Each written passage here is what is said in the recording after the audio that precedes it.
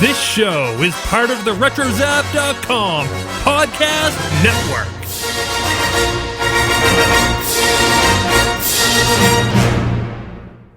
Hello, Scoundrels. It's Dennis. Before we get started, I want to take a moment and thank everyone that reached out to make sure Taxus and I were okay after Hurricane Harvey made landfall in Texas. Fortunately, we both live in the Dallas area, and Harvey had almost no impact on us. That said, as you all know by now, Harvey impacted the lives of millions of Texans. In addition, Hurricane Irma is moving through Florida as I record this. Damage estimates from these storms are estimated to be in the billions. Therefore, on behalf of Jay, Taxus, and myself, we make this simple request. At the end of each show, including this one, we usually ask for iTunes reviews and emails. However, this time we'd be grateful if instead you consider donating to the Red Cross in support of their relief efforts. You can make donations by simply going to redcross.org and following the instructions there. Thank you, and may the Force be with you. Now on to our show. Previously on Starships, Sabers, and Scoundrels. Excellent alliteration, Darth Sana. Now, on to something more important, like the rule of two. Whatever, you old fart. But the rule of two... I said whatever, old man. Well, Dennis, you finally convinced me. And it's about time you're finally getting that mole removed. No, we're too close now. I named her Harry. No, I decided to put an ad out for a third host. Oh, okay. Greetings, Scoundrels. This is Jay Krebs from...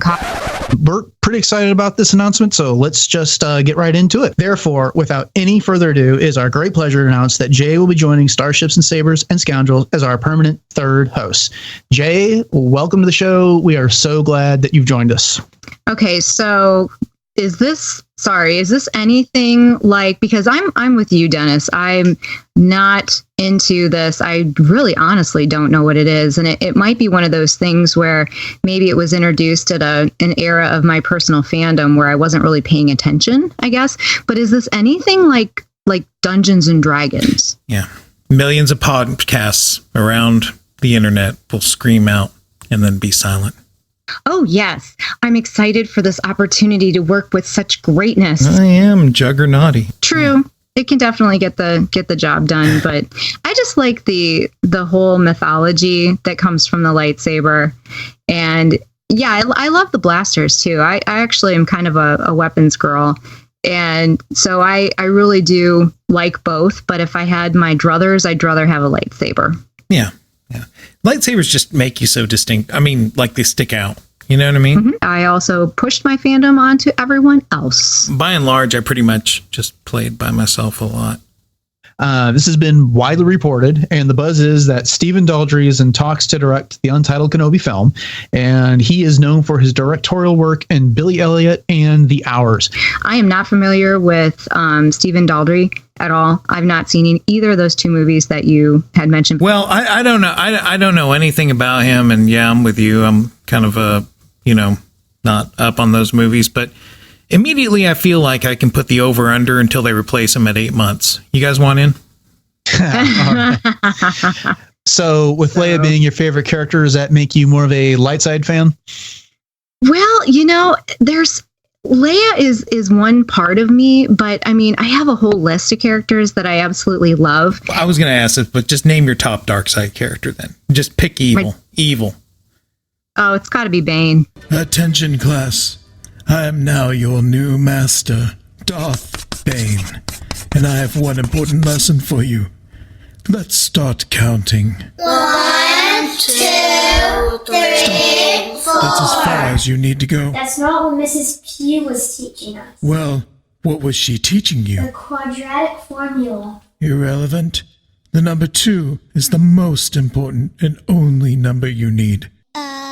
Mr. Darth Bane?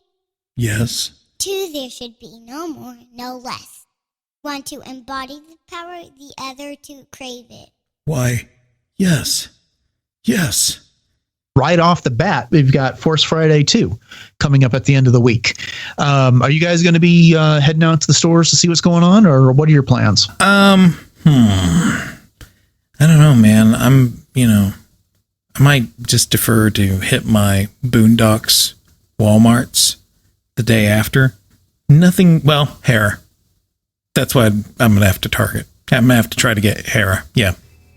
All right. Well, perhaps one of the most anticipated things for this last quarter of the year is the debut of the fourth and final season of Rebels, which I believe is currently slated to debut on September 23rd. Oh, yeah. Now, I had the good fortune of seeing the first episode of the season at Celebration in Orlando this year, and I'm not going to spoil it. I'm not going to give out any details other than to say that I really enjoyed it, and there was a bit of a surprise in it. Nothing too major. But what all are you guys looking forward to most in this last season of Rebels? What do you think, Jay?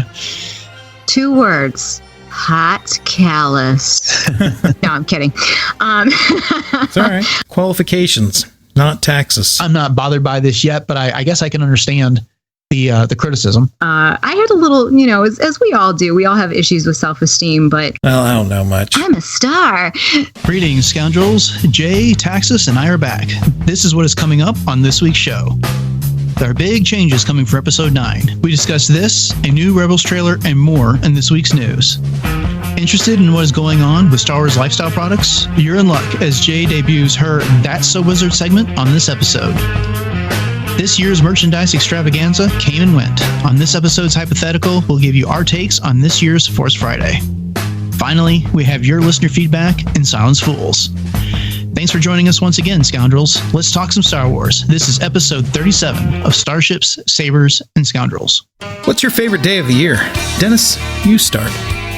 I guess it'd have to be the first day of football season. Oh, that's a good one. How about you, Jay? Ooh, Halloween. Yeah, those are great days. If I had to pick mine, it would be a little scarier. It'd be April 15th. That figures. So why do I feel deja vu? Yeah, zoom tight. Maybe you have a cold coming on. What about Christmas? Good point. That's probably a photo finish.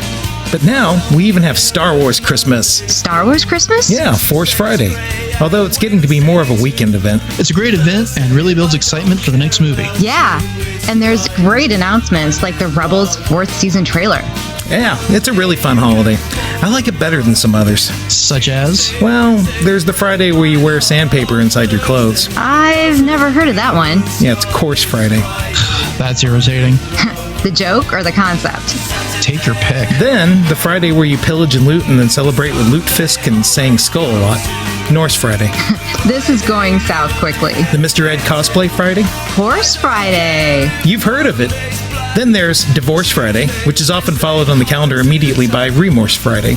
And finally, the Friday we celebrate the invention of the telegraph. Okay, I'll take this one. Worse Friday? No. Celebrate the Telegraph Friday. Next Tuesday. Duh. Clock watching greetings, SP1s. Welcome back to the podcast that realizes everyone really is working for the weekend. Unless you have a weekend gig, and then you might work for Thursday. Or, as weird as it may sound, Tuesday? I'm your Dark Ward of the day, Darth Taxus. coming to you from the mock Stonehenge room of my flagship, the Assessor Collector. And with me, more often than not, are my co-hosts who think collecting old calendars is a hobby that's never out of date, Dennis the Phantom Menace Keithley and Jay the Hut Jayer Krebs. Dennis and Jay. Hey guys, great to be back again, and we've got so much to discuss. I'm really excited to get into all this tonight. Hey, Taxus. Hey, Jay. Hey, Scoundrels. You know, Jay, someday we're going to have to take a tour of this Assessor Collector and see all these bizarre rooms he's always coming to us from. You read my mind. It's the Star Wars equivalent of Rose Red.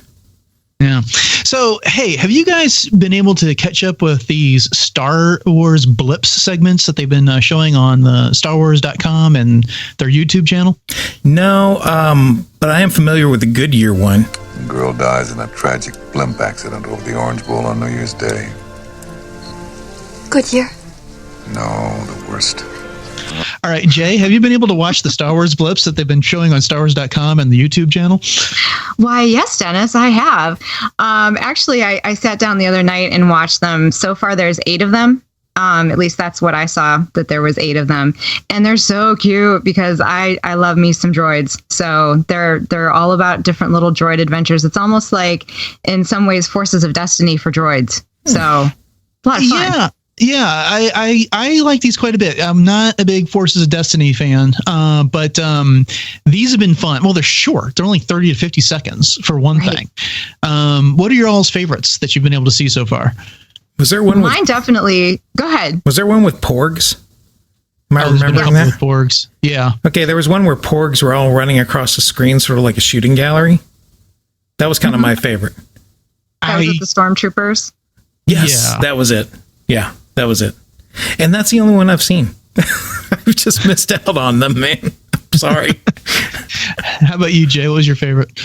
Mine would have to be. It's called Fandroids, which is a take on fanboys. Oh, that's Love that one because they're watching R2D2. All the droids, BB-8 and his buddies are watching these clips of R2 in action and just kind of oohing and ahhing over all of his adventures. And then the next thing you know, it's almost like being at a convention. He starts strolling by, and they all look at him. And then they just pop all their gears, and it's like, get starstruck. Oh my gosh, I laughed so hard at that. I thought that was so cute. Well, and that Gonk droid collapses, falls over, faints when he sees him. That would be me. Like, if Hayden Christensen walked in the room, that would totally be me. So I get it. That segment was priceless. I think my favorite, well, that one is my favorite. My second favorite, since you took that one, I'll go with the one where I guess it's I think it was BB-8 that gets chased by the stormtroopers up into the Falcon, and then Chewbacca's waiting there for him and tosses the stormtroopers all back out. I actually saw that one too. I accidentally saw it. So yeah, that was a good one too. Yeah. You accidentally saw it? I did. I was. How was that an accident? Well, I was ADDing my way through Twitter, and between like an ad for the camera kept running, even though she didn't know why, and I don't know, some business article. I saw it playing, and I said, "Oh, that's cute. What's that?" But one of the things I have to say, I like this aspect, of Disney / Lucasfilm, because they're not taking themselves so totally seriously with these. I mean, it's a little bit of like we've talked about before, where you have to have a willing suspension of disbelief, right? I mean, it's funny that R2 would be like at a convention and everybody would consider him to be a star, It's not necessarily canon, of course, but hey, it's just fun to sit back and giggle at it. So I really applaud this. I like it a lot. Yeah, indeed. Yeah, it's not. It doesn't matter where, if at all, it fits into the overall timeline or anything. These are just fun little shorts that you could fit in anywhere and then just enjoy them for what they are. So, well, Scoundrels, make sure you check those out. Head over to StarWars.com or their YouTube channel. And with that, let's head on over to the news. All right.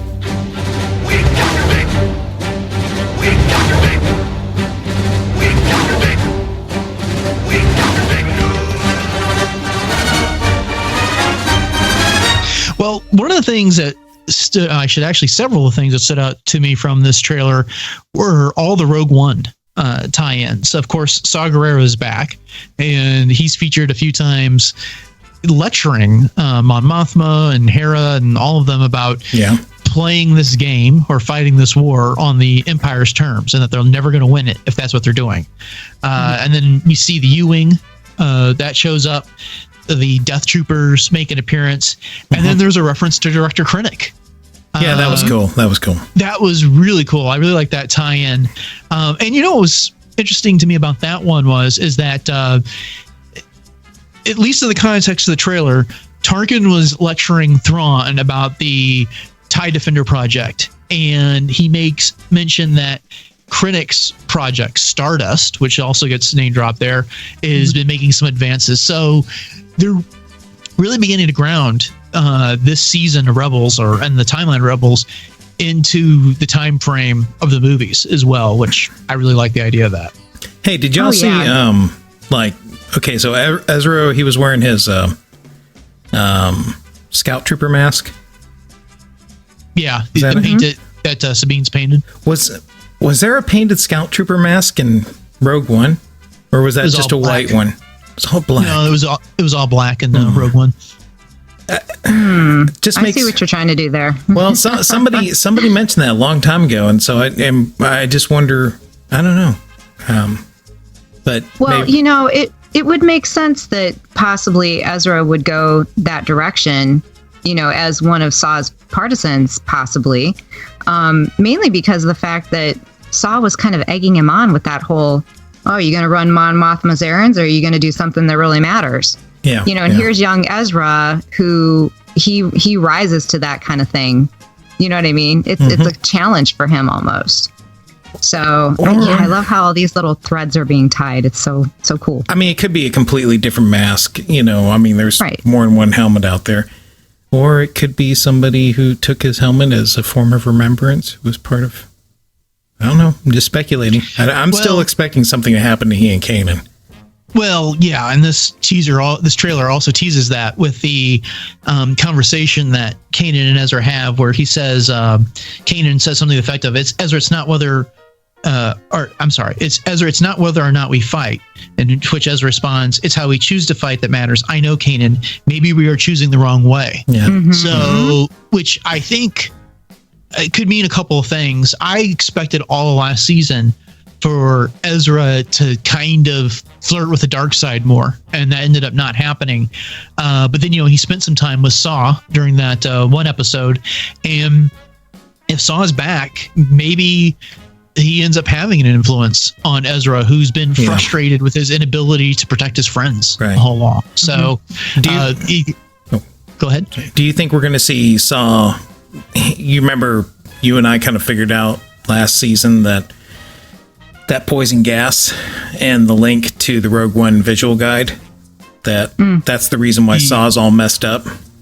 Mm-hmm. Mm-hmm. Do you think we're going to see him try to use that? I think that's a good possibility. I think, if I remember correctly, Saw's kind of got the crazier hair and stuff going in this trailer than he, last season he was, the younger looking guy who was more together. So I wouldn't be surprised if he's gotten a little bit crazier in his efforts to fight the Empire and tries to do something desperate, like use that poison. He's about to get the crazy leg too. She's got the Jimmy legs. Well, here's a quick thought, real quick. Sure. Since we're getting some Rogue One drops in here, what do you think about the chances of possibly seeing Galen or even Jyn? Jyn, not so much. Galen, maybe, or at least reference to him. Yeah, I agree. I think Jin's not a possibility given the Rebel Rising book that we had. If that the time frame, I think it'd be very hard for her to show up and interact with any of these rebels. But I could see a reference to Galen maybe coming from Tarkin or Thrawn or somewhere in that. Something like that. Now that makes me want to finish Rebel Rising even more. I just started it a couple weekends ago and had to shelf it for a while, but now it makes me want to finish it. Oh yeah, you definitely need to do that. All right, well, Taxus, what else we got going on in the news? Well, big news on the Han Solo movie front. Paul Bettany has joined the cast of the Han Solo movie. Director Ron Howard revealed the news with a photograph on Twitter, like he is prone to do, Some sources are reporting that Bettany is taking up the exact role that Michael K. Williams left due to scheduling conflicts. Other reports state that Bettany's character will be completely human as opposed to the alien character Williams was portraying. And I think we all know his work from The Wire and 12 Years a Slave. Right? Different guy. You're talking about Michael K. Williams. I thought he was in there too. I was about to say, but in all seriousness, I have loved his work ever since A Knight's Tale, and especially in Master and Commander: Far Side of the World, which you're going deep with references there. Good job. Wow, man. I love him in those movies. I think he was in some other kind of action-packed movies, but they're just escaping my mind right now. How about seriously? Da Vinci Code? Yeah. Da Vinci Code? Hello? Oh, yeah. He played the crazy monk. He was Silas. Yes, the crazy monk in the Da Vinci Code, right? I mean... There are music montages on YouTube about that character. Right now, the Deuce Cast is probably yelling at their iPod screen. Well, I'm about to yell at you. He's probably most well known to people right now for playing Vision in the Avengers and voicing Jarvis in the Iron Man movies. Right. Yes, that's true. That's classic. He was in A Beautiful Mind. Also, I've never seen that. Okay. I'm sorry. I know. Well, so do we like this edition, guys? Yes. I love it. Yes. I love Paul Bettany. Yeah, I'm excited for this one. I mean, his range of characters. He can be a rogue. He could be completely, the antithesis. He could be an Imperial. I mean, he could do it all. Be high society. He could be a droid. I'm a little disappointed that he's not going to get to take over this alien role that Williams was doing, but I guess there's just not time. If they still want to make that May release to, I suspect, do whatever motion capture and everything else they'd have to do with him in order to get that done. You know how long it takes to get those ping pong suits on? Oh, it looks good on you, though. I'm afraid you're going to tell me. Just saying, I like to lounge in them. Well, I did. You like to lounge in on them. Yeah. That's lovely. It's hard to sit I did down. see somewhere that he might be playing some sort of a link character between Han Solo and this other character named Kira. Okay. Have you seen anything about that? Yeah, that's why everyone is making this conclusion that he is replacing Michael K. Williams, because that was his description. That was the original. Well. Mm-hmm. Right. And so the more I've read about it, everyone's reporting, and they may just be reporting on each other's stories, but that he's just taking over that role because they couldn't get Michael K. Williams back, so they had to bring him in, and I guess they're running short on time to get this thing filmed, and so they go into post-production on it. So hey, it's a great choice as far as I'm concerned. I know there's been a little bit of concern that this is a hit to the film's diversity as far as the cast goes, but if this is a CGI type of a character, I'm not sure that it's as serious a hit as opposed to replacing someone who's going to be there in the flesh. But I mean, they've got a blonde girl, so that's pretty diverse, right? Compared to the other female leads. Compared to I don't know if she's going to be blonde. I get it. I think she's going to be. Isn't she going to be a brunette as well? No idea. So I think she's naturally that way. She's just different in Game of Thrones. But yeah, it's interesting you bring that up. I never really paid attention to that. Being a blonde myself, you would think that I would actually notice that, but it's like they're the opposite of Fox News. With that. Okay. All right. Yeah. With that. Speaking of Han Solo, Carrie Beck of the Lucasfilm Story Group revealed that Galaxy's most famous smuggler will be appearing in an upcoming episode of Force of Destiny. And she revealed that in an interview with Trisha Barr in the latest Star Wars Insider magazine. In addition, Finn will also make an appearance. Beck confirmed that John Boyega will be voicing Finn, but as of yet, there is no word on who is providing Han's voice.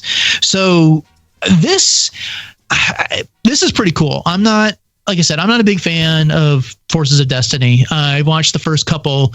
They were cute. And I really do hope that they are wildly successful and they continue to bring Star Wars to an entire new generation of fans, especially girls who this seems to be aimed at. And I think this is a great step, adding some of these other characters in there. I remember, and we'll talk about this more when we get to our Force Friday discussion, but when I was at Target, I saw the 2-pack of characters that had Rey and Kylo in it. Represent. So they're bringing it, so they're clearly bringing in the boys' characters as dolls into this line as well. So I think that's fantastic that they're not just, in the show that is, like I said, primarily aimed at young girls, that they are bringing in male characters as well and making them accessible to them in that format. That's fantastic. What do y'all think? Well, it makes sense, because you can celebrate diversity, you can celebrate gender without being exclusive to other genders. So, I mean, Barbie needs her Ken, so why can't Leia have her Han Solo? And I think it's great that John Boyega is going to be voicing as well. So I think it's a great. It makes sense. It's practical to include that. So is this going to be more young female focused, just implementing these characters, sort of like having Anakin and Yoda, that one with Ahsoka? Or do you think this is going to be more of a, I'm sorry, economics is the cruel, cold science, but do you think this is a way to kind of increase the fold, so to speak, with putting some boy characters in there to try to capture little boys' attention more? I don't think so. Okay. Yeah, I think it's a little of both, actually. This show is available to anyone who wants to watch it. I mean, there's plenty of adult men that are enjoying watching it. It's just not my cup of tea, as I said. You don't have to partake in every aspect of Star Wars to be a Star Wars fan and to enjoy it. And so there's so much of it these days. You can pick and choose what you're going to get involved in. Yeah, I primarily focus on the movies, the books, and the comics, and Rebels. But the Forces of Destiny, Freemaker Adventures, those just aren't my thing. I think. I don't know. I hate to put labels on it that way, but to me, it just seems like that is more the market for this. Okay. And more power to them. It seemed like those toys and dolls were kind of rare at the beginning, but now it doesn't seem like I can go to a store without seeing them available. Right. So I'm glad that they're making them available, but I don't really know. I haven't been keeping up with news related to Forces of Destiny to know exactly what their goal is with this. But if you're going to continue to have stories with Rey, if you're going to continue to have stories with Princess Leia, it makes sense to bring Finn and Han Solo in this. My last comment on this would be this. I would love it if they did get Harrison Ford to record lines for this, just because these episodes, I could just see him kind of being crotchety during the recording session. They go, what are we talking about here? You got plaster. What is that? All right. Well, we've got one last story we need to get into, and this is a big one. And this is, we're recording this on September 6th, and this just came out yesterday. Cue the fanfare here.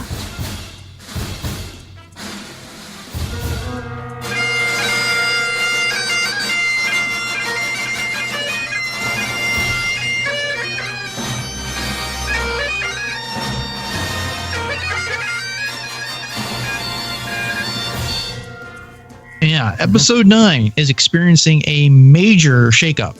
Colin Trevorrow is now out as the director of the final film in the sequel trilogy. Lucasfilm released the following statement on the move. They said, Lucasfilm and Colin Trevorrow have mutually chosen to part ways on Star Wars Episode 9. Colin has been a wonderful collaborator throughout the development process, but we have all come to the conclusion that our visions for the project differ. We wish Colin the best, and we will be sharing more information about the film soon. So, yeah, here's that deja vu all over again that we were talking about earlier. So they didn't get into filming before they made the change here. Wow. And if you will recall, just a few weeks ago, they hired Jack Thorne to come in and take a pass on this script. And the stories that had kind of come out today after this news was released yesterday were that there was script differences involved in this separation. Yeah, because Trevorrow was initially writing the script for this. So I guess the questions are we concerned? Do we like that Trevorrow is no longer doing this? What are your all's thoughts on this? May I start? Go for it. Okay. With a giant meh. I have I don't know. I just have no feelings towards him one way or the other to really, again, I'm just going to defer to the wisdom of Kathleen Kennedy. She's got it figured out. Who knows what it was that touched him off, but I just trust him, and if this is the right thing to do, then it's the right thing to do. Yeah, I'm kind of a fanboy with it. I'm kind of a homer. So. What do you think, Jay? Well, my first initial kind of selfish thought is that I really don't care as long as they bring me a good film. I mean, Boom. Kermit could direct it as far as I'm concerned. Yes. I don't care. But, and then my next thought was, well, and I even tweeted out, well, I guess it's better to break off an engagement than to get a divorce because there's, shake it up now than shake it up later. But yeah, I mean, the bottom line is just give me a good film. Yeah, totally. Take my money and give me a good film. Well said. I guess the conclusion I've reached on this is that there's really no point in hoping that your dream director is going to land one of these films, because at the end of the day, Lucasfilm is looking for a particular product to be put out there for Star Wars. Right. And if you aren't meeting those guidelines, you're just going to be gone. So they brought Ron Howard in to take over Han Solo because he's going to turn in the type of movie that they wanted. And that may not be fair. It sounds like Lord and Miller were going way off the deep end with the level of humor that they were sinking to with Han Solo. But Gareth Edwards didn't quite turn in what they wanted for Rogue One. So they brought in Gilroy to finish that movie off. So it's just interesting. Countering my point, I guess, is what's happened with The Last Jedi. If you listen to Rian Johnson, it sounds like they gave him all kinds of leeway, and he wanted more pushback from the story group that he just didn't get. But is that simply because he was already on the same level with them, that he'd been working with them all along? So, they didn't have that friction, and I guess maybe Trevorrow was doing his own thing this entire time and then submitting drafts as opposed to making it more of a collaborative effort. I don't know. This is speculation on my part. Yeah. I wonder if there's some sort of insider that at some point in the future would be able to maybe shed some light on exactly what happened. Well, right after Lord and Miller were let go, it seems like within the next 2 days, we got all the behind the scenes stories. Yeah. And so I was a little surprised by this afternoon. We hadn't heard more about it. But so all that being said and all that aside, and we got about a minute left here in our news segment. If y'all could pick a director, do you have someone that you'd want to take up the reins on this? I've thought about it, and here's going like way over to left field, but let's bring it back full circle. I'd love to see the good old maker, George Lucas and Dave Filoni, hook up and co-direct. I think that would be epic. I would like to see... that's pretty good. I would like that. I would like to see a team up of Scorsese and Michael Bay, and then they're both fired, and Kubrick comes in. Okay. Interesting. Very interesting. Yeah, that's it. All I know is that I won't have to say his name anymore because it's hard for me to. Yeah. I guess for me, I wouldn't mind if they kept it in the current family and did a J.J. Abrams, Rian Johnson team up for this movie, simply because these are the two guys that have written the mythology that we've got right now. And I wouldn't mind seeing them put their stamp on it and finish it off. Yeah. I think Johnson clearly had ideas for what he wanted to see in episode 9 and where it might lead in episode 10. I know J.J. Abrams have had a hand in all of this and is a producer. So I just, for continuity's sake, I just kind of like to see them finish it off, but we'll see what happens. Yeah. Who's the Pulp Fiction director again? God, I'm old now. Quentin Tarantino? Yeah, let's just bring him in. It's going to be a bloodbath. All right. Well, that's a look at this week's news. If you'd like more on these stories, we'd recommend Courtney Martin's The Week in Geek on RetroZap and other great sites such as Coffee with Kenobi and Jedi News. Sure. This is so wizard. You feeling me, Hunter's Wizard? I was just stepping to you, girl, with my intellectual wizard politics. I am an enchanter. Wizards only, fools. Wizards rule. There are some who call me Tim. Greetings, Tim the Enchanter. Nope, wizards only. Wizards only, fools. All right, Scoundrels. Welcome to the first installment of That's So Wizard. In this segment, I'll be bringing you a monthly rundown of Star Wars fashion and lifestyle product news from all corners of the galaxy. This monthly focus is not just for women. I've scoured the hyperspace lanes to find something for everyone. So sit back, grab your wallets, and get your add to cart fingers ready to go. Whoa. With Force Friday 2 in the very recent past, a ton of new products have dropped into availability. First up, a plethora of purses and hosts of handbags. Loungefly, which is one of my favorite retailers, has introduced a new line of 7 different styles to welcome the release of The Last Jedi. And just to be really brief with these, there are 3 Resistance-themed pieces, and there's also 4 First Order style pieces, and they all come with matching wallets or coin purses that are available to purchase to go along with them. And the BB-8 Dome purse and wallet, which is one of the styles that's available, is right now available to purchase exclusively in stores and at Box Lunch and on their website for $69.90. And then the rest of the line will be available through Loungefly in early November.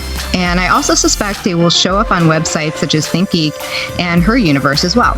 And I usually try to watch for sales and specials so I can get a good deal. And right now, my favorites in this line, there's a black and gold resistance purse that has a metal gold logo on it, the Starboard logo. And then there's a black and white paneled first order purse. And I like those because they're a little more subtle. So you can still show off your fandom without like shoving Star Wars in someone's face, which some people like to do, but you know. And I do currently own some Loungefly items, and I've never been let down by their quality. And I do have a couple reviews on Coffee with Kenobi of some of those Loungefly items. So yeah, guys. So how about your ladies? Do you think they'd like something like this? Well, let me ask you this. Oh, well, first off, 2 out of 3, I'm going to just say no. 1 would probably be interested, but what type of material do they use? Like, I'm thinking like, you know, Doonies and stuff kind of come in. They come in that leather, and they kind of come in that real hardened kind of plastic shell kind of. You know what I'm saying? Well, most of the Loungefly stuff that I have is more of a softer, like leather upper type thing. Okay. And they're soft. You know, they're not real hard. But the dome purses are, because they do hold their shape a little bit more. Gotcha. Because I have the BB-8 dome purse from Loungefly, and that one's definitely like, it's like a lunchbox, you know? Oh, yeah. But the other ones, I mean, I've even taken them, like the crossbody Boba Fett bag that I have that I absolutely love. I took that to New York City last summer, not this past summer, but the summer before. And I was on one of those double-decker buses, and it was raining, and I was shivering, and this bag got completely drenched, and it is just as great as the first day I got it. Oh, cool. And they're all lined with a great fabric that has the Star Wars logo on it. They have inner pockets, and some of them, like the black resistance purse, is quilted, and it has a nice leather handle. So there really is a variety. So they're really great bags. All right. So yeah, so moving on. Speaking of Box Lunch, for those of you that are not aware, they have a philanthropic mission. So for every $10 that you spend in their stores or online, a meal is donated to those in need, which, you know, right now we can definitely use that for a lot of people in need. And they also have a variety of new Funko Pops, and those are priced at around $15 each. For those of you that like Funko, they kind of freak me out, so I tend to stay away from them. I'm one of those weird people that get freaked out by Funko Pops. Yeah. But some of the new styles, they have a Praetorian Guard, Rose. There's a Chrome BB9E.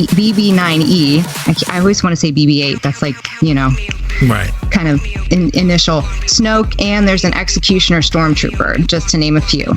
And they also have this really cool, sleek, black and white Star Wars ship schematic spinner luggage. It's like a 21-piece that you can take on as a carry-on. It's $139.90. Well, wait, so 21 pieces?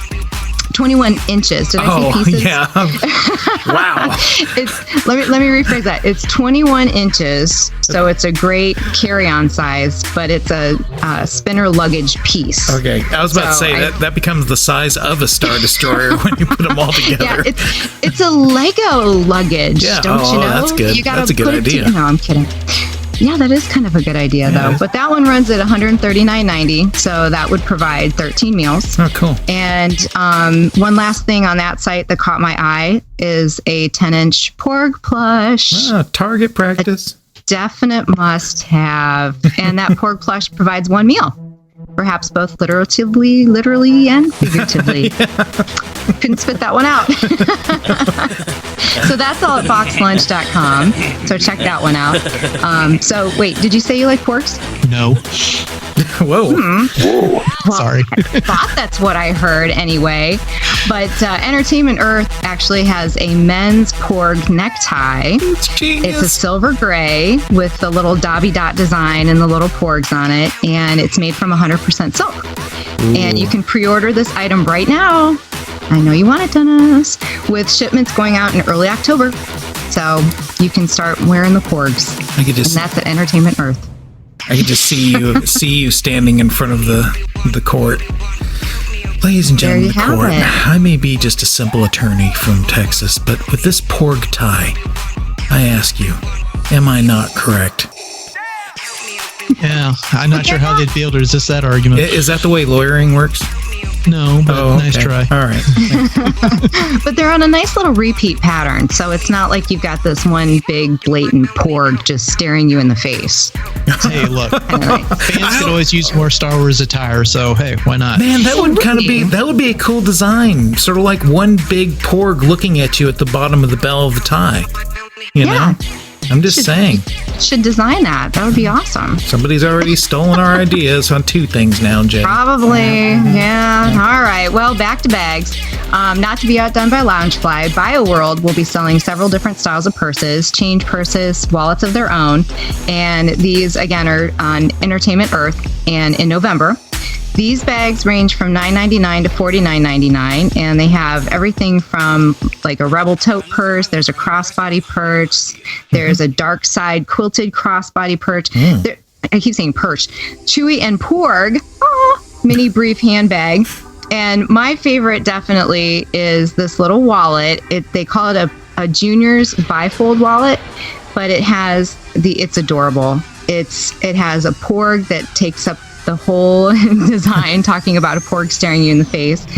And it's orange and beige, and the feather that's on it is a little dangle accessory kind of thing. And there's an Octo Island keychain. Bless you. And thank you. And it's very retro looking, and it has the slogan, "Greetings from Octo Island, home of the first Jedi Temple." So it kind of reminds you of one of those old, advertisements for vacations that you would see on billboards. Whoa! So it's kind of a retro throwback to that. Was that was that an accidental spoiler? I don't think so. Or do we know that they've released Pretty that? Sure, we already knew that.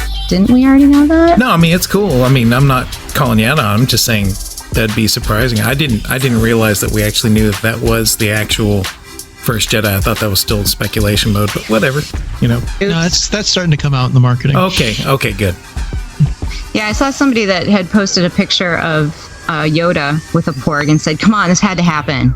Because he was probably there at one time if it was the first Jedi Temple. So there you have it. So we've got some shoes real quick here. We've got Pozu, which is known for their line of ethical use of sustainable materials in their footwear. And they have this really cool Rey high boot, and it was inspired from her costume from The Last Jedi.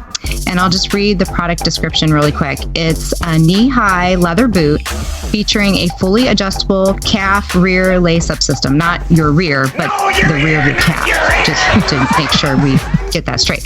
And convenient inside zip. A built-in shock-absorbing coconut fiber foot mattress. That sounds heavy. I know, right? Combines with a highly flexible natural rubber sole. Star Wars Pozu co-brand heat embossed on heel. Now these are a little pricey. Pozu tends to be a little bit more on that upper scale, which I probably won't end up getting, but they're priced at, when you do the conversion from pounds, about $291 a pair. Wow. So, it's definitely an investment if it's something that you're into. They do have, it's all Euro sizes, so they do have a size conversion chart on their website, which is kind of handy. But Pozu also has other styles of both women's, men's, kids footwear. There's been a lot of giveaways I've seen online of the Pozu styles, but like I said, that's something that's one of those things that I think, if you've got a lot of disposable cash, go for it. Yeah. But I don't know. I don't have that much money laying around.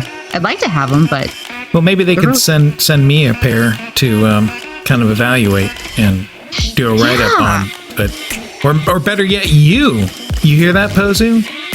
Yes, Pozu, I will gladly take a pair of your calf rear lace high boots to review. But no, seriously, yeah, I'm always looking for things to review, and of course I usually end up spending my own money, but I'm up for donations. Absolutely. I want to see detailed explanations about the built-in shock-absorbing coconut fiber foot mattress. Right? That's insane. I know. Man. Well, they're a sustainable company, so the coconut fiber obviously is something that they've sort of trademarked. So more power to them. Indeed.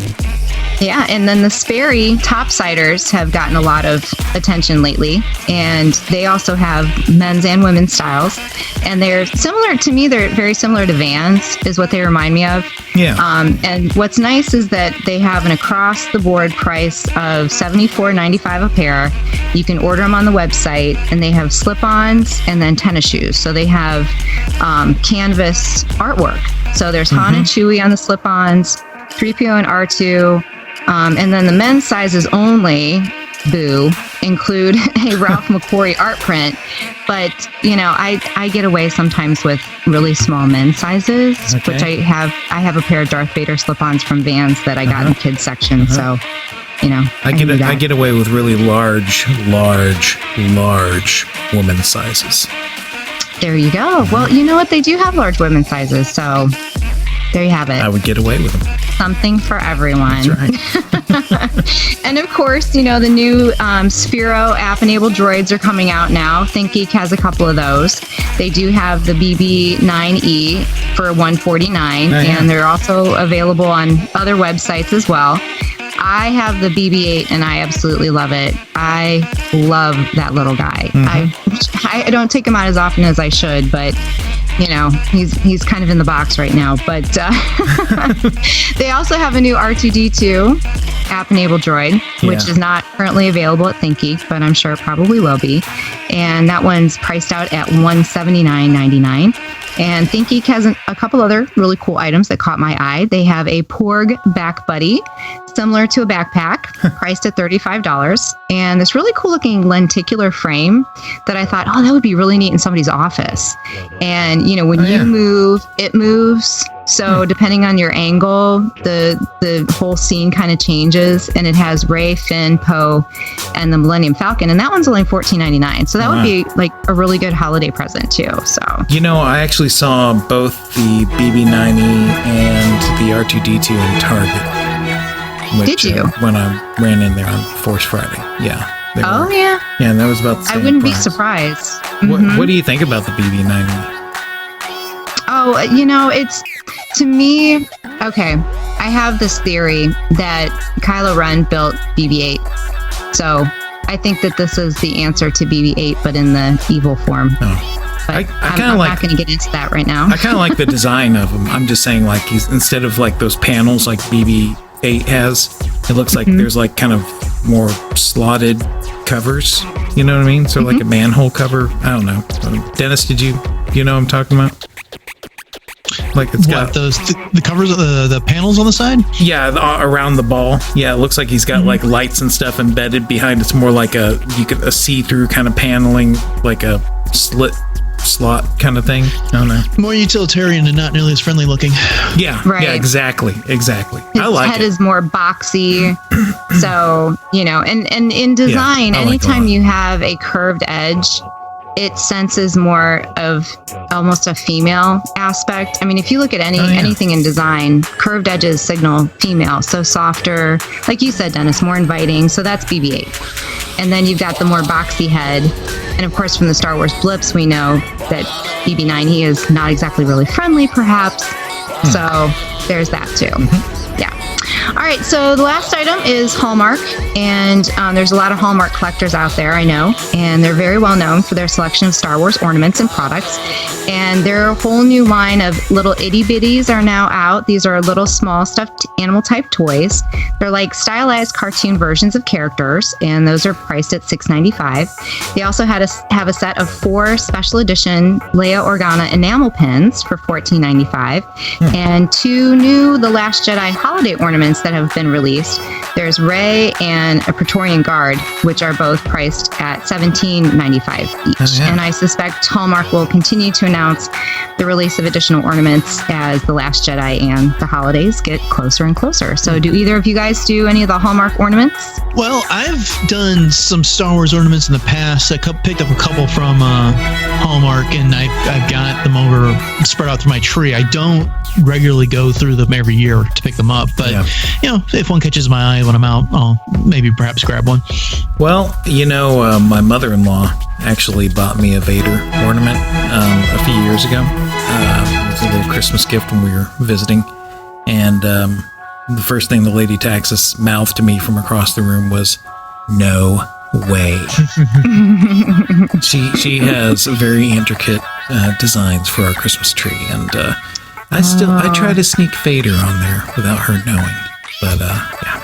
So you don't have the Death Star tree topper, I assume? No, but Darkside MX3, he has a full-on Star Wars tree that he and his old lady put together. Yeah, and he's got. I think he's trying to change the themes every year. Last year he did a Stormtrooper tree, if I remember correctly. But that's cool. Yeah, he gets really into it. It's really cool looking. So. That's cool. Well, I bought a whole bunch of them probably, 8-10 years ago when Hallmark had a ton on clearance. And every year last year, I still keep them in all the boxes. And last year I made my husband help me get them out so that we could hang them. And he said, "You've got way too many of these things." And he's looking at the bottom of them. And of course, they're like $16 to $30 each on the tag. And I said, "But I didn't pay that for them, honey, because they were on sale." Oh, so, yeah, that's a good trick. And they were marked down. That's right. So, yeah. So that's it for the rundown this month. And that was a lot of fun fashion fandom and product pandering there. And I'm also going to give out my Wizard Award. And this will go to a shop, a product, or a person that I feel deserves some extra attention. And so I'm going to try to give some love to some independent people that are trying to make their way in the universe. Yeah. I'm a simple man trying to make my way in the universe. So this month, this award's going to Etsy member and Star Wars custom item designer Courtney Morlock. And she is the owner of Squadron Goals Shop. And she was generous enough to agree to send me some of her amazingly adorable little Star Wars custom phone charms to review. So I did get those from her. Wow. That's awesome. I ordered a Porg pin from her and I said, "Hey, these are really cute charms. Would you mind if I reviewed them for you?" What I'm going to actually use them for is I make these custom zipper bracelets. Mm-hmm. So rather than putting them on my phone, I'm going to attach them to a bracelet. So I will let you know next month how they perform. And thanks a lot, Courtney, for sending that out to me. I'm eagerly awaiting those. They should be arriving in my mailbox probably tomorrow or the next day. So, and awesome. I will get pictures and things tweeted out when I get those on my bracelet. So there you have it. So was that wizard enough? What do you guys think? Awesome. So I want to hear from you guys too, Scoundrels. What fashion items, lifestyle items would you like to hear about? Let me know.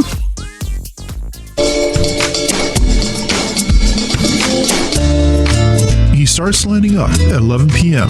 for Taco Tuesday. All his Force Friday merchandise was purchased from Tiffany's. He knows exactly where to shop for Sith Saturday. He prefers the 5 1/4 inch Mauve series for his action figures. His reality is always considered augmented. He didn't choose the Sith life chose him. He is the most interesting Sith in the galaxy. I always drink, and sometimes, when I'm desperate, I drink Dulce Spirit. Stay seathy, my fools. September 1st marked Force Friday 2, which was the official release date of new merchandise associated with The Last Jedi.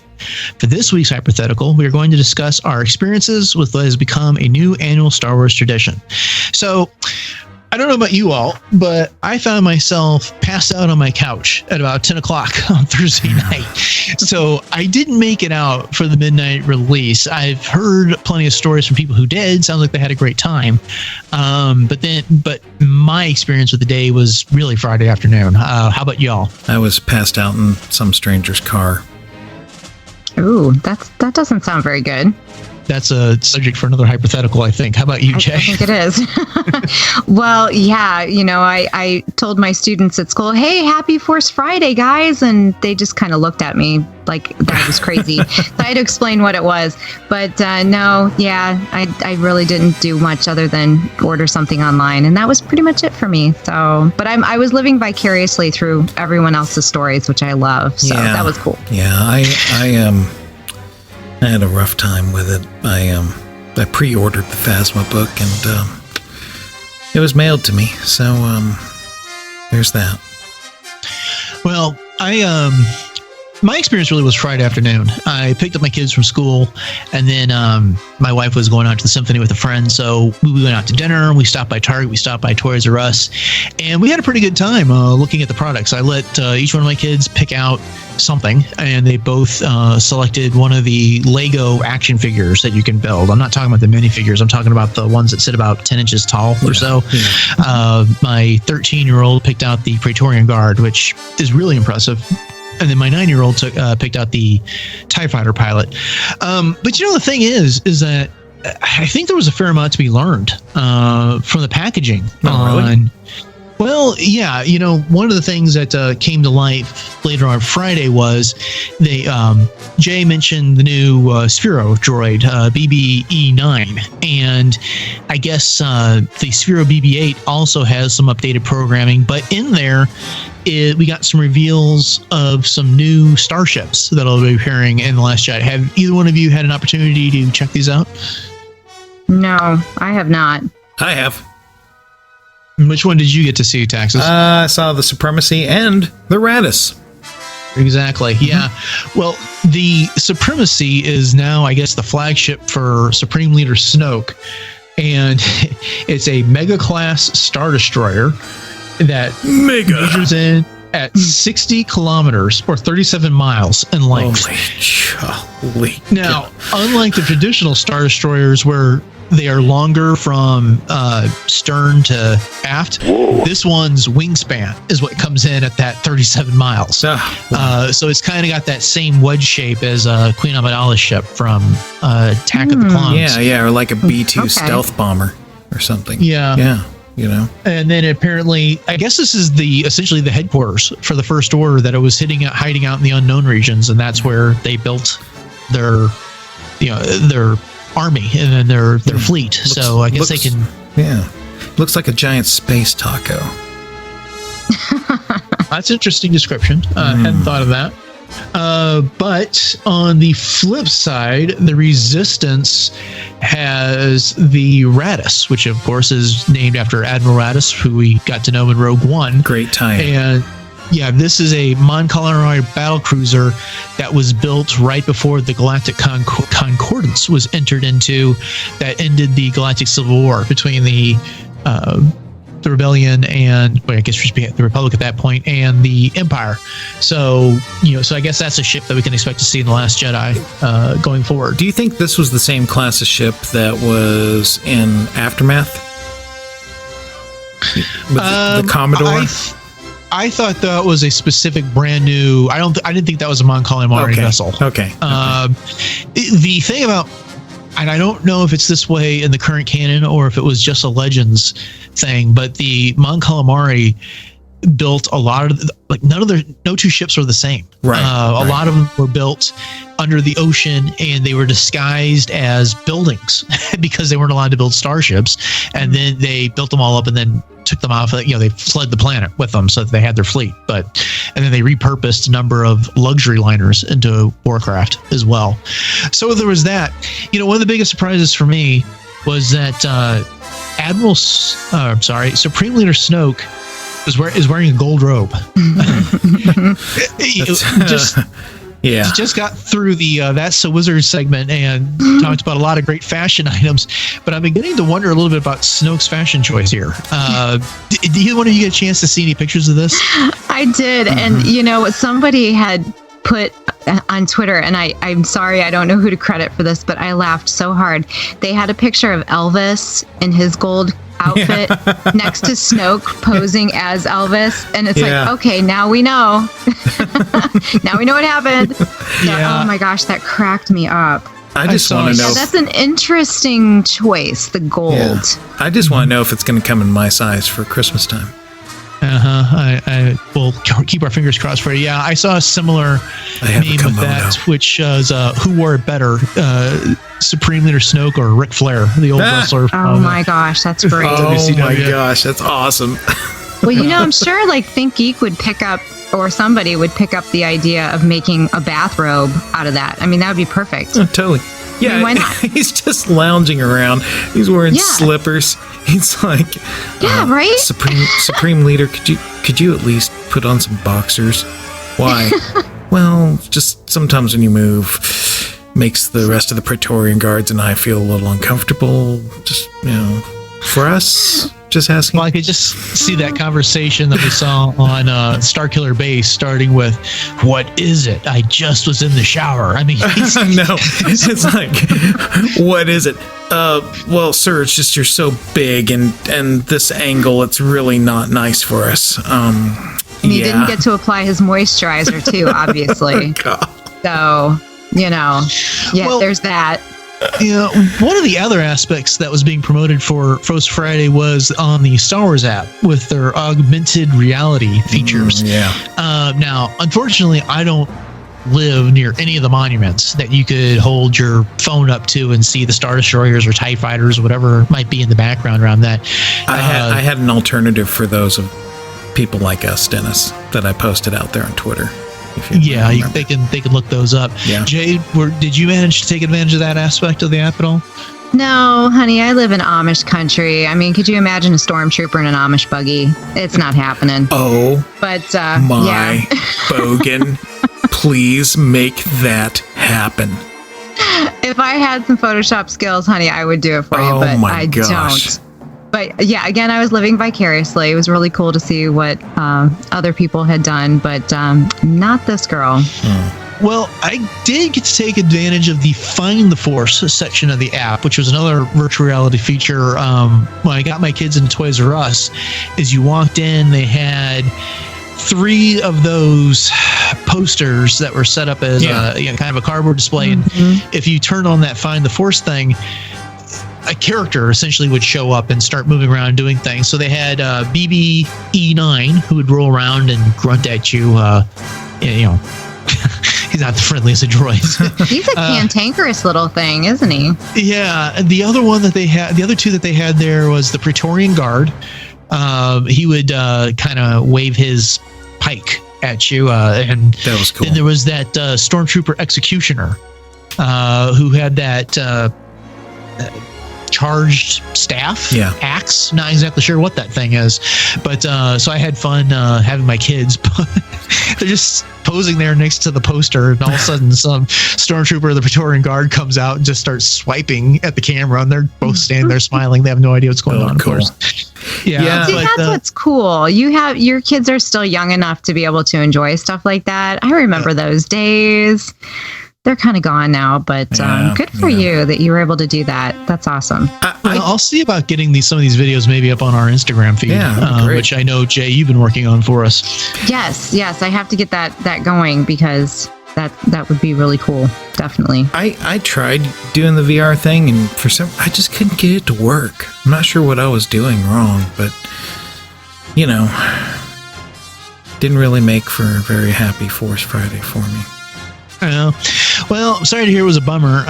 For me, I guess this is kind of what Force Friday is. I'm not a huge collector of the action figures. I had pre-ordered Phasma and the Leia young adult novel. Only about a quarter of the way through Phasma. So far, I'm enjoying that one. Were you all able to pick up any of the books so far? Mm-hmm. I did. I got Leia on Audible, and I started listening to that one, and I did find Phasma at my local Walmart, so that was kind of cool. I got that one on Sunday, I believe. Well, so I do have them both now. Well, maybe we should all attempt to finish it in a timely manner. Yeah, we'll have to talk about that for an upcoming episode, perhaps. But what's the coincidence of all 3 of us buying the same book? I don't know. Sounds pretty. I'm not rare. good at math. I'm just saying. Somebody out there calculate that for me. Okay. Okay. Well, the other thing I did for Force Friday is I renewed my membership at Rancho Obi-Wan. Like I said, not the biggest collector of the action figures or anything. For myself, I picked up the 2-pack that had the Praetorian Guard and Rey in it. But, I thought, well, what better way maybe than to support someone who's got an incredible collection that he makes available to the public. Sure. So I went and renewed my membership with Steve Sansweet's museum. But, I guess really for me, the fun of it was taking my kids to the store and looking at the products and speculating on what this might mean for the movie. I saw something that struck me was I saw some packaging that had that ski speeder that we've seen in the trailers. Oh, yeah. It looks an awful lot like a B-wing on its side. I'm wondering if perhaps that has anything to do with that craft, if maybe they're old B-wing parts or something. I'm not into spoilers or anything, so this may not be news, but it just seemed like an interesting design choice while I was looking at that in the store. That is interesting. I know. I'll have to take a closer look at that, Dennis. I didn't even think to look for it, Same here. It makes sense, though. Well, did you all see any product reveals that you're interested in or might be looking forward to acquiring during the rest of the year? Porgs. Of course. Lots and lots of porgs. Yeah, I just had one thing, and I'd rather not talk about it right now. Alrighty then. Well, keep us in suspense there, Taxus. All right. Well, I think that will do it for our hypothetical. Scoundrels, we hope you had a more lively Force Friday than we did. We'd love to hear about it. So send us an email with your Force Friday experience to sqpod@retrozap.com. It's time for Silence Fools. All right. Let's get to some feedback from Twitter first. Jay, why don't you take the first one? All right. Well, from Twitter, this is from Roku Depot. And they said of our last episode 36, great episode. It's only fitting that S Cubed should have 3 hosts. Yeah. Glad that at Joyce Krebs, that's me, is on board full time now. So thanks, Roku Depot. Yeah, it's very nice to have that little shout out. And again, it's great to be part of the team. Yeah, welcome. Jay, why don't you remind everybody how they can get a hold of you on Twitter? Well, that's at Joyce Krebs. Oh, okay. So it's JoyceKrebs. Oh, Yep. good. So, okay. Yep. All right. Well, it was somewhat timely is right before we had asked you to join the show as a full-time host in Roku Depot's podcast and review segment. They had mentioned that you'd make a great addition as a third host. So that was it was well timed because we'd been considering that. So we can't. It's very kind of them too. We've had an eye on your career for quite some time now. Taxus, why don't you take the next tweet? Oh, sure. This is regarding T-shirts, and specifically, was this about the regular logo shirt or the new Porgies? Sure, the good, the bad, and the ugly shirt. Oh, yeah, that one. Okay, good. Well, all right, so Hefe, also known as at Star Wars Chief, tweeted, if anybody wants to get me one for my birthday tomorrow, that's cool. And Star Wars Chief, I apparently didn't get you one for your birthday. I'm sorry. But a happy belated birthday to Hefe. Yeah, happy birthday, man. Yeah. And we hope you had a good time at Dragon Con. Yeah. All right. Well, we got a rather lengthy email from one of our oldest scoundrels, Rezakai. Good, strong SP1. Yeah, so let's dive into this. This may take a minute. He says, hello again, Scoundrels, Taxus, Dennis, and Jay. Hey. Still listening to every episode and still able to avoid the itchy rash. Good. Glad to hear it. I want to share my experience on Force Friday too. I had a great time, even though the weather around Columbus was unusually chilly for the 1st of September. My friend Steve and I made our battle plans early in the week to hit as many midnight opening events as possible before the darkness of sleep took us, hopefully not while driving on the I-70 freeway. Hopefully not. We started at Toys R Us that evening and stood in line with about 100 other parents and children who were dressed as Jedi and wearing masks while saber fighting. Wow. Now, take a break right there. That's a huge turnout. That's an event. Yeah. Well, he's also talking about Columbus, which is an hour and a half from me. So that's, state capital. There you go. Ohio State, right around there. So the Ohio State University. Sorry. Yeah, well, that's larger than most turnouts that I've heard about. But anyways, he continues. I was there to pick up the 3 3/4 figures and vehicles while Steve was trying to grab any of the new Star Wars Lego sets available. That's a man after my own heart. I love me some Star Wars Lego. As the clock struck midnight, the store manager opened the sliding glass doors to our plastic Shangri-La. Suddenly, halfway through the entryway, where they keep the carts and the second main doors to the store itself, the line stopped. What trickery was this? To get so close to the plastic goodness only to be stalled again, my friend Steve pointed past the fellows in front of us to our small archway had been put up as customers entered showcasing the $499.99 toddler-powered wheeled Luke's land speeder. Wow. Yeah. Yeah, good for them, I thought, as I ground my teeth holding in my nervous anxiety that all the action figures deep in the back of the store I wanted to get may be gone before I got to that part of the store. As the line slowly made it through the second double doors and about 20 feet from the archway where parents were having their kids take pictures with said land speeder and picking up their free poster and t-shirt, I started to think I was going to have to wait even longer. So still I was languishing, but not for long. Standing there in line with Steve, I looked and saw a man in a full 3-piece business suit picking up Kylo Ren's TIE silencer off a shelf in the seasonal area near the archway. Okay, 1, props to that guy for a 3-piece suit going to Force Friday, and 2, the TIE silencer was really cool. Yeah, that's the man in the suit was odd enough, but then it dawned on me that blessed underpaid employees of Toys R Us had put much less Jedi merchandise in seasonal section as well as normal Star Wars section deeper in the store. I turned to Steve and said aloud, "Are we just waiting for the free poster and t-shirt?" To which Steven's scuffy, unshaven face gave a crooked eyebrow and shrug. I decided it was time to rebel from the line of toddler-laden purgatory. I love the word choice here. I stepped out of the line and walked around the display to the seasonal section of the toys, leaving poor Steve behind with a bewildered look on his face. I reached the Last Jedi toys in the seasonal section a few seconds later with about 4 or 5 other middle-aged men in tow who didn't seem to have any want to stay in the line with other parents and children. Were they other collectors? The unshaven faces with bad haircuts while wearing cargo shorts told me yes. They be kindred spirits. We picked through the figures quickly, finding also this section had 2 packs and vehicles. I found almost everything I wanted from the store. However, Jedi Luke and Jedi Training Ray were gobbled up quickly by said unwashed collector masses. I was picking up my most wanted items for the TIE silencer and the probe droid Vader 2-pack. Oh, cool. You guys got away with words. I love it. I do too. A few minutes later, Steve arrived at the scene with his free poster and t-shirt holding what appeared to be a Last Jedi Lego set. We looked around for more items that had eluded us, such as the 6-inch Hera, Taxus, and Thrawn, but we're content with what we got and checked out. The next stops at Target, we found the Hera and Thrawn, so our Force Friday battle plan had been completed with only 2 stops. Nice. This is and of itself was refreshing as opposed to the Force Awakens launch that had put out tons of other merchandise and kept the 3 3/4 action figures to a secondary item display. Yes. Seems Hasbro has been listening to their customers. All in all, it was a good time. We met plenty of fellow-minded Star Wars fans and had fun finding action figure variants. Steve even found the big Lego snow speeder at the Lego store in town. Okay, I love that set. I had so much fun putting that together. I picked it up. He mentioned something about the girl at the Lego store telling him a soon-to-release UCS Falcon. Yes, that was something I should have brought up during our hypothetical. Being largest set ever, but it's not coming until October 1st. I'm sure. Damn it, Siri. I don't know what I said. They start that paragraph over.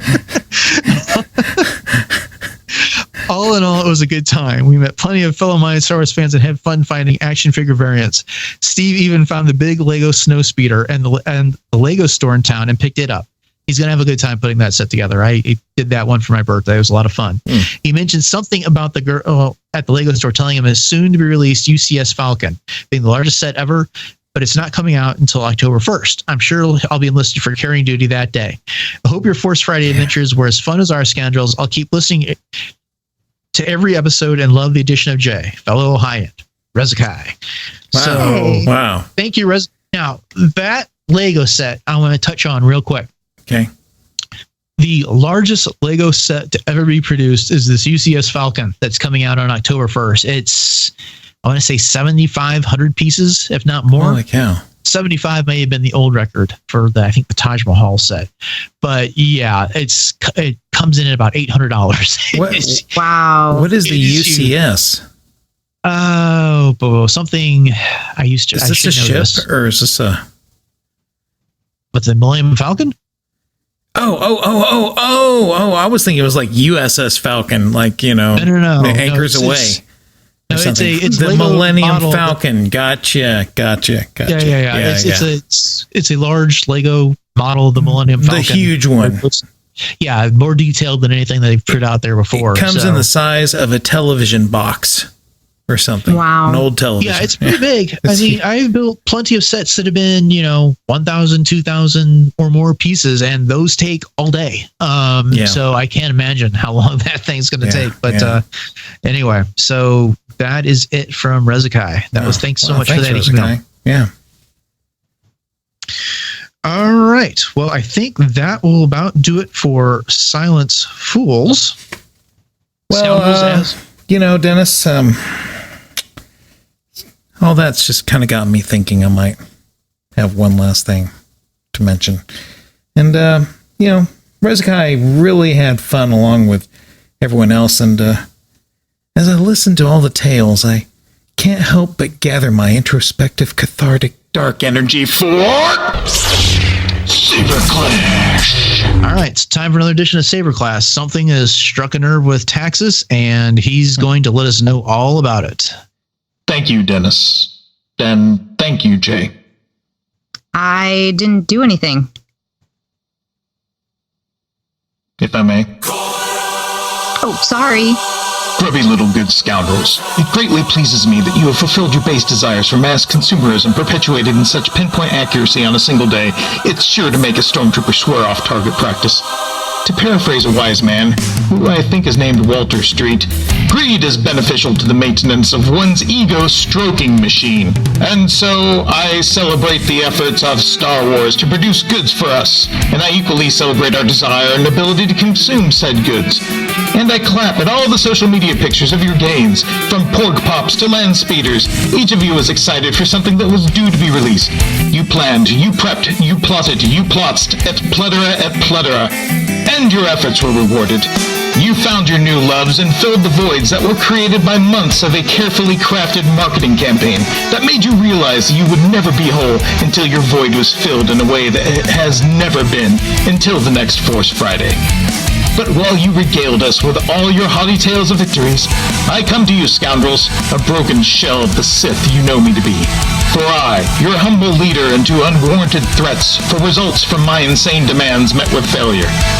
Force Friday became Force Cryday. It has been well documented and established in the Earth world that I alone led the charge for a Black Series 6-inch rendering of Hera Syndulla. My desires were proclaimed to Hasbro on our second episode of Starships, Sabers, and Scoundrels, The Drool of Two. In fact, the sole reason I began podcasting was to champion this cause. There was no badgering, no awkward social media exchanges with a faceless millennial at the helm of the company's access to the internet, no privately lamenting to my millions of followers the mental strain and anguish I suffered on a minute-by-minute basis, no super weapon divination to ensure compliance. But there was something there that Hasbro could not withstand. The natural desire they felt to follow the leadership and wisdom cultivated by years of business schooling and training in dark arts that I shared with them. They always wanted to make her. All I did was to give them a suggestion of how to proceed. A little push, as it were. And when the influence of all those pitted against my holy crusade of green-skinned equality caused delays in their compliance, many things happened all over the place to remind them of my power. Also, I personally believe that all the proper coloring was sucked up by the Funko bobblehead in a pathetic attempt to capitalize on the buzz I created. And lo, when they did announce the advent of the Hera, there was much joy. But did I gloat? Did I receive the anticipatory accolades of my peers in the Star Wars fandom? Did I take my tie around for victory laps about the town? Well, maybe a little, but they were well deserved. Now I, like you, eagerly meet Force Friday with unadulterated glee. I raced my tie to the local Star Wars Atori and ran in as fast as I could. What's left of my heart was racing so fast, I thought I swallowed a xenomorph. But, with my robes all aflow about me, I descended upon the target zone, the displays taunting me, beckoning me in with their siren-esque waves of light for my eager eyes to receive and encode into impulses that hyper-endorphinized my brain. It was at this time that I ran into an old family friend. We had a nice little chat. Her family recently purchased a new residence and they were moving in the same weekend. It was great to catch up. But soon after, I continued my quest. And what did I see, oh little salivating scoundrels? What could I have encountered as Venus opening her arms to me, a lowly, yet very handsome and charming mortal? Hera. There she was, in immaculate, plastic, pristine proportions. I was exuberant. I was enraptured. I was making a scene that had an employee call in for security on his walkie-talkie.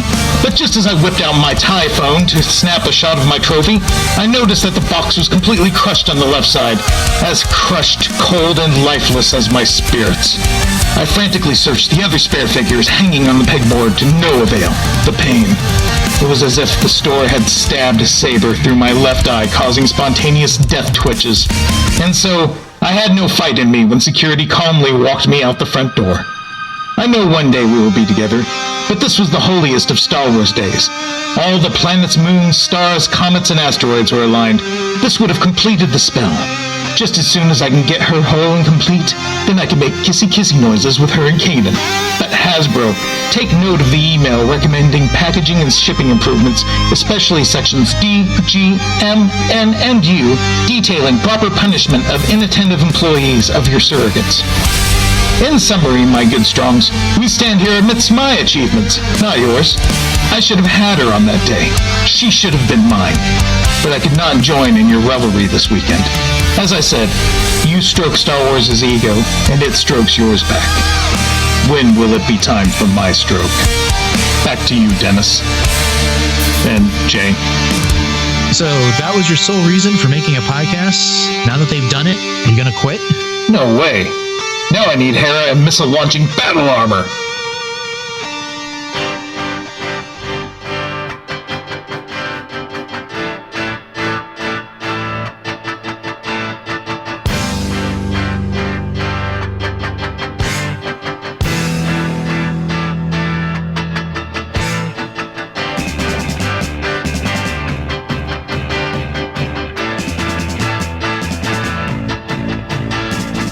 Rebels, Force Friday discussion, and the debut of That's the Wizard. Yeah, that was a pretty good episode. Yeah, Star Wars parties don't have to stop on Friday. Why can't they be on Tuesdays, too? Because nobody parties on a Tuesday. Yeah, we are the sudden shocking bright lights that tell your guests it's time to go home. Yeah, so, Scoundrels, thank you for listening and for your support. If you've enjoyed the show, this has been Starships, Sabers, and Scoundrels, and we would love a review wherever you listen to your podcast, especially iTunes, which is now known as Apple Podcasts. If you didn't care for this, then we humbly request you call off the bounty hunters. In all seriousness, we appreciate it anytime you share our posts on Twitter and Facebook. Please let others know you're listening. Thanks to all our dedicated listeners that take the time to share our show with others. It does help us grow. We are on social media.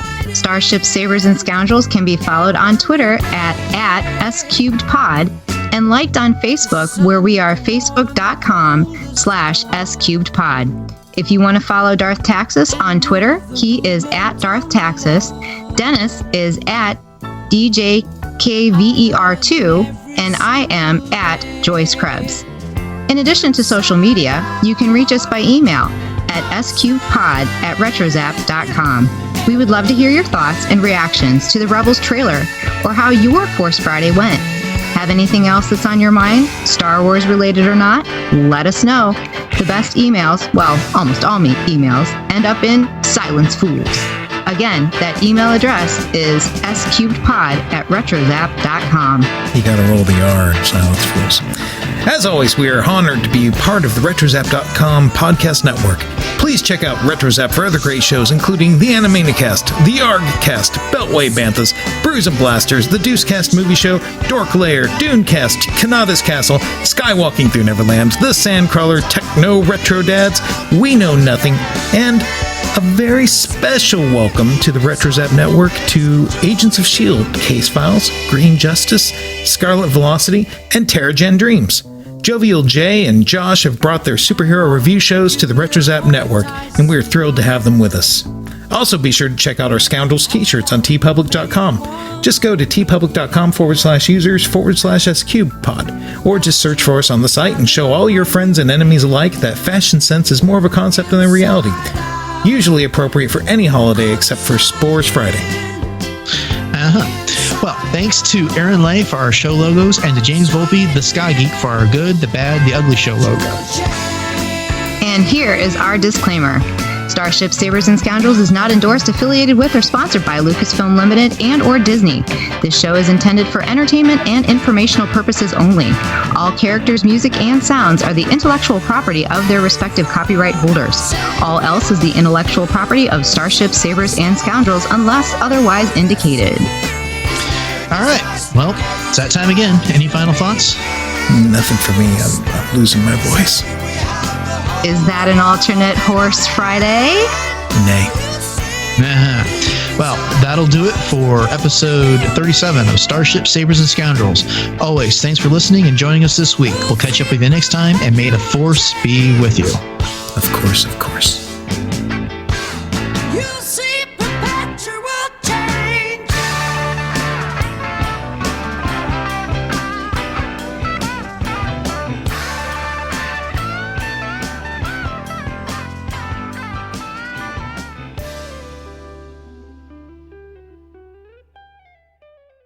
So, TGIF, am I right? Dude, it's 10 a.m. Tuesday. Oh, yeah. Tuesdays ain't good for nothing. Whoever heard of hanging out on a Tuesday? Whoa! TGI Tuesday! Huh? TGI Tuesday! Alright, they've got Friday, Saturday, Sunday. Wow, even Monday. Aw, what? Nothing for Tuesday. What are you lamers doing here? We're setting up a party tonight. But it's Tuesday. Yeah. After tonight, Tuesday's gonna be the new Friday. That's bold, bro. Can you make sure people hear about it? We need a huge turnout. Hey, completely random strangers! Come to this chick's party! No! Ain't nobody in this town gonna hold a party on a Tuesday. You hear me? Nobody!